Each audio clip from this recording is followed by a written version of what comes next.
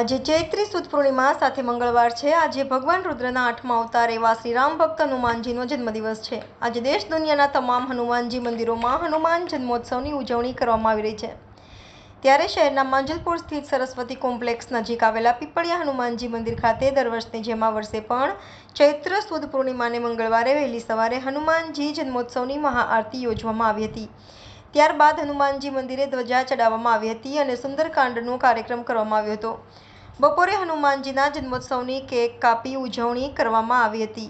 ત્યારબાદ બપોરે 3 કલાકે ભગવાન શ્રી સત્યનારાયણની પૂજા કથા અને ત્યારબાદ સાંજે આરતી થશે। ત્યારબાદ સાંજે હનુમાનજીની મહાઆરતી બાદ જાહેર મહાપ્રસાદીનું આયોજન કરવામાં આવ્યું છે, જેમાં 50,000થી વધુ ભક્તો લાભ લેશે તેવી સંભાવના છે।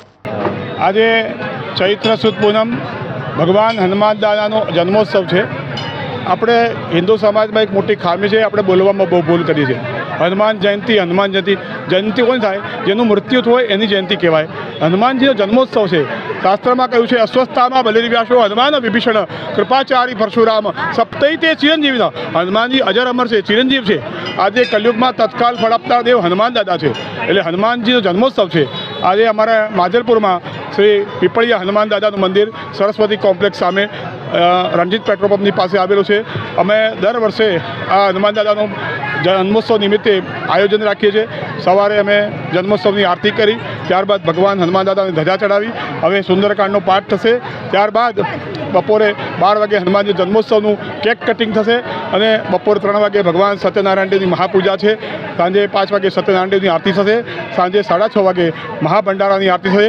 તમામ ભક્તોને, ભાવિક ભક્તોને માંજલપુરના મારે પ્રાર્થના છે, આવો પધારો। આ વડોદરા શહેરનો સૌથી મોટો ભંડારો છે। ગયા વર્ષે 35,000 વ્યક્તિઓએ પ્રસાદ લીધો હતો ભક્તોએ। આ વખતે અમે 50,000 વ્યક્તિ સુધીની આયોજન રાખેલ છે। તમામ ભક્તોને પધારવા મારી હાર્દિક આમંત્રણ છે। આવો પધારો અને હનુમાન દાદાનો પ્રસાદ ગ્રહણ કરો।